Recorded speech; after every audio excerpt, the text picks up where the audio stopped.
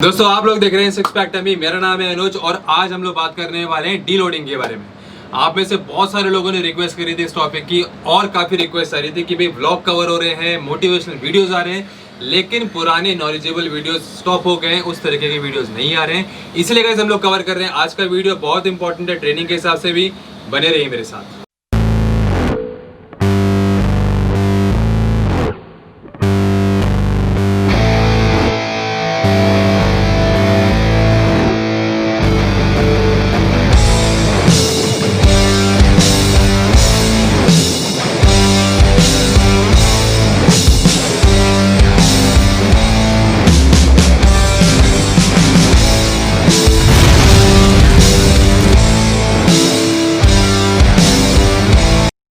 Welcome back guys. सबसे पहले मेरे मेरे ऐसे दोस्त हैं जो कि डीलोडिंग के बारे में बिल्कुल भी नहीं जानते हैं, जो कि जिन्हें की बेसिक भी नहीं पता, जो पहली बार इस टर्म को सुन रहे हैं उनको पता है तो कि डीलोडिंग क्या होता है, हम लोग किस बारे में बात करते हैं। डीलोडिंग गाइस एकदम बेसिक टर्म्स की अगर बात करें तो एक ऐसी सिचुएशन है जहां पर आप जिम जाकर वेट ज्यादा उठा सकते हैं, लेकिन आप उठाएंगे नहीं, आप वेट उल्टा थोड़ा कम उठाएंगे अपने मैक्सिमम पोटेंशियल से। अब आप सोच रहे हैं कि भाई ऐसी सिचुएशन क्यों आई कि मैं जिम जाकर अपना 100% ना देकर मैं उससे कम करूंगा। जी गाइस, ये फैक्ट है और स्पेशली ये उन लोगों के लिए ट्रू है जो कि स्पेसिफिकली किसी फॉर्म की स्ट्रेंथ के लिए ट्रेन कर रहे हैं, जिनका टारगेट स्ट्रेंथ स्पेसिफिक है। दोबारा से आपको याद दिलाता हूँ, स्ट्रेंथ स्पेसिफिक, यानी कि आपने अपने दिमाग में एकदम ठहराया हुआ है कि मुझे स्ट्रेंथ के लिए काम करना है, मुझे अपनी पीक स्ट्रेंथ के लिए काम करना है। तब इस डीलोडिंग का कॉन्सेप्ट बढ़ जाता है, तब इस पीरियडाइजेशन का कॉन्सेप्ट बढ़ जाता है। डीलोडिंग एक्चुअली ज्यादा रेलेवेंट कॉन्सेप्ट है पीरियडाइजेशन का। पीरियडाइजेशन का आज डिस्कस नहीं करेंगे, इसको मैं किसी और चैप्टर में डिस्कस करूंगा बिकॉज वो बहुत बड़ा एक कॉन्सेप्ट होता है। पीरियडाइजेशन के अंदर ये चीज आती है डीलोडिंग, जो आपको दोबारा बता रहा था कि अगर आप पीक स्ट्रेंथ के लिए काम कर रहे हैं, पीक एंड्योरेंस के लिए काम कर रहे हैं, पीक हाइपरट्रॉफी के लिए काम कर रहे हैं, तब आपके लिए इसका रेलेवेंस बढ़ जाता है। इनफैक्ट जो लोग रिहेबिलिटेशन प्रोग्राम में होते हैं, फॉर एग्जांपल अगर आपकी एसीएल इंजरी भी है, आप उससे जब रिहेबिलिटाइज करते हैं उसमें भी पीरियडाइजेशन का कॉन्सेप्ट होता है, उसमें भी डीलोडिंग का कॉन्सेप्ट होता है। इसलिए ये कॉन्सेप्ट ऐसा नहीं है कि कुछ नया है, ऐसा नहीं है कि कोई फैंसी चीज़ है। It is a very practical concept which is deloading. अब इस बात करते हैं कि ये डीलोडिंग आपके लिए और मेरे लिए कितनी ज़रूरी है।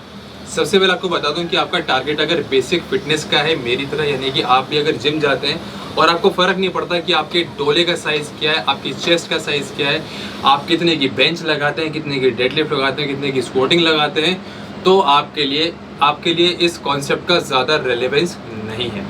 उसका रीज़न गाइस ये क्योंकि डीलोडिंग जो होता है वो आपके पीक परफॉर्मेंस में काम आता है। मैं अगर जिम जा रहा हूँ, मेरा अगर आज चेस्ट का डे है तो मैं जिम जाकर थोड़ा सा सिर्फ अपनी चेस्ट पंप करने के लिए जिम जा रहा हूँ। मुझे फर्क नहीं पड़ता कि अगर मैं 100 किलो की बेंच मार रहा हूँ वो कब 120 होगी, 2 महीने में होगी, 6 महीने की होगी, कभी जिंदगी भर नहीं भी होगी।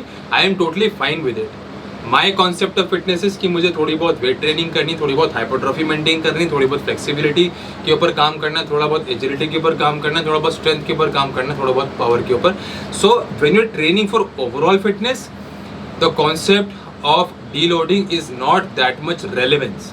लेकिन उसका रेलेवेंस कब बढ़ सकता है एक जनरल फिटनेस वाले के लिए भी, जब आपका सेंट्रल नर्वस सिस्टम थोड़ा सा आपको टायर्ड लगे। अब उससे कुछ सिम्टम्स होते हैं, आपको बताता हूँ। जैसे कि आप अगर कभी कभार जिम गए और आपने फील किया हो कि आपको मोटिवेशन फील नहीं हो रही है, आपको पंप नहीं आ रहे हैं। मान लेते हैं कई बार ऑफ डेज होते हैं, मतलब आपको कई बार जिम में उतना अच्छा फील नहीं आता, तो हो सकता है 1 दिन हो गया, 2 दिन हो गया, 3 दिन हो गया, लेकिन अगर ये चीज़ लगातार हो रही है तो हो सकता है कि आपका एक तरीके से सेंट्रल नर्वस सिस्टम, आपने डेली जिम जाके और अपना यूट्यूबर भैया ने बोला है कि अपना 100% देना है, तो आपने डेली अपना 110% दिया है, तो कहीं ना कहीं आपका सेंट्रल नर्वस सिस्टम आज नहीं तो कल जवाब दे सकते हो over a longer period of time. कम होता है लेकिन ये सिचुएशन भी आ जाती है। अगर ऐसी सिचुएशन हो तभी एक फिटनेस वाले बंदे को डीलोडिंग करने की जरूरत है। अदरवाइज ये सिर्फ जब आप किसी फॉर्म का पीक परफॉर्मेंस के लिए आप तैयारी कर रहे होते हैं तभी डीलोडिंग का कॉन्सेप्ट इंपॉर्टेंट होता है। अब थोड़ा सा आपको मैं हिंट देता हूँ कि अगर जैसे हम लोग बात करते हैं पीरियडाइजेशन की, तो उसमें बहुत सारे वेज होते हैं। एक होता है लीनियर, एक होता है सब लीनियर, वो मैं अलग से उसके ऊपर एक वीडियो बना दूंगा, लेकिन उसका रेलेवेंस आपके लिए तब तक नहीं है जब तक आपका कोई स्पेसिफिकली आपने पावर लिफ्टिंग का कंपटीशन खेलना है, आपने अपने दोस्तों में कोई इंप्रेशन जमाना है कि भाई तेरा भाई जो है वो 250 किलो की डेडलिफ्ट लगाता है, ट्रस्ट में तब तक आपके ऊपर ना डीलोडिंग का कोई बहुत ज़्यादा रोल है। अनलेस मैंने आपको बता दिया आपका सेंट्रल नर्वस सिस्टम टायर्ड है, आप बहुत ज़्यादा डेली जाकर जिम में जान लगाते हैं, या फिर एक और आपको एक्सेप्शन बताता हूँ कि आपको ऐसा लगता है कि आपके जॉइंट्स में बहुत ज़्यादा पेन रहने लग गया है due to excessive heavy lifting. जैसे डीलोडिंग, बिकॉज जैसे आपको स्टार्टिंग में बताया कि आप जानबूझकर थोड़ा सा कम वेट उठाते हैं, वो आपके जॉइंट्स को भी थोड़ा सा ब्रेक दे देता है, आपको थोड़ा सा एक तरीके से रिलीफ मिल जाता है कुछ टाइम पीरियड के लिए। सो ये एक एडवांटेज होता है एक ऐसे बंदे के लिए जो कि सिर्फ फिटनेस के लिए काम कर रहा है डीलोडिंग का। अब मान लेते हैं कि आपको ऐसा लगा कि आपको डीलोडिंग करने की जरूरत है, तो आप किस तरीके से डीलोडिंग कर सकते हैं। कहीं इसका कोई ऐसा कोई स्टैंडर्ड प्रोसीजर नहीं है, स्पेशली आप अगर फिटनेस के लिए ट्रेन कर रहे हैं, बिकॉज आप अगर फिटनेस के लिए ट्रेन कर रहे होंगे तो वैसे भी आप कोई स्पेसिफिक किसी तरीके का लीनियर प्रोग्रेशन शायद फॉलो नहीं कर रहे होंगे। सो आप क्या कर सकते हैं, सिंपल, आपको अगर लगता है कि आपके जॉइंट से बहुत ज़्यादा स्ट्रेस है, एक कोई भी वीक निकाल कर आप थोड़ा सा, आपको डीलोडिंग वीक पूरा निकालना है, और जो भी आपके लिफ्ट्स होते हैं, फॉर एग्जांपल आप अगर 100 किलो की बेंच लगा रहे थे तो आपको 100 की जगह 50 लगाना है डेलिबरेटली उस पूरे वीक। जैसे आप बेंच हाफ करेंगे, आप ऐसे डेडलिफ्ट हाफ करेंगे, आप अपनी स्क्वाटिंग को भी हाफ लेके जाएंगे, तो इंटेंसिटी कहीं ना कहीं आपकी हाफ रह जाएगी।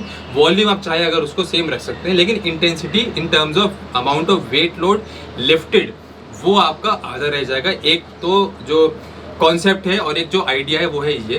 दूसरा क्या है, आपने काफ़ी सारे इंटरनेशनल बॉडी बिल्डर्स को भी देखा हो कि वो लोग क्या करते हैं, पूरे साल में 2 या 3 हफ्ते के एक लॉन्ग वेकेशन के लिए जाते हैं और बिल्कुल भी वेट ट्रेनिंग नहीं करते हैं।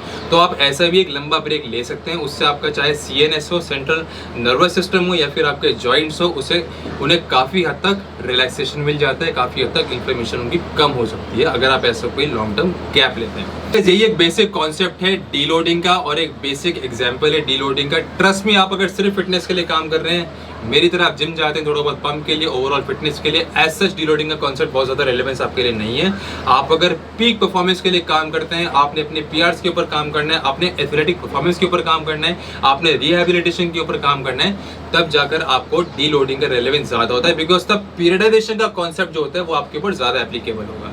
ये सारे के सारे कॉन्सेप्ट जो हैं गाइस, ये सारे के सारे वैसे हम लोग प्रोफेशनली डील करते हैं, इसलिए मैं बहुत ज़्यादा यूट्यूब पर भी इसके बारे में नहीं बताता हूँ। आप अगर चाहें तो हमारा ऑनलाइन ट्रेनिंग जो है उसको आप बाय कर सकते हैं। वेबसाइट का एड्रेस है www.sixpacktechnique.com। There are athletes as well, people who work upon their fitness through our training program. So आप अगर चाहें तो उसे भी एक बार देख सकते हैं।